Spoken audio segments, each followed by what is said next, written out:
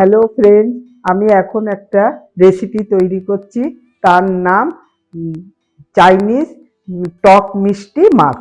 তার জন্য লাগছে আমার আস্ত কাতলা মাছ, পেঁয়াজ কুচিয়ে রেখেছি, চিনি দু চামচি ভিনিগার, 2 চামচ সোয়া সস, একটু আদা পেস্ট, ময়দা, জল, লবণ, জিরে, হলুদ, পাঁচফোড়ন, সর্ষে আর হচ্ছে সর্ষের তেল।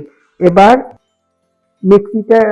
মিক্সিতে দিয়ে পেঁয়াজটা পেস্ট করে নেব। পেঁয়াজের সঙ্গে 2টো কাঁচা লঙ্কা দিয়ে দিয়েছি, একটু জল দিচ্ছি।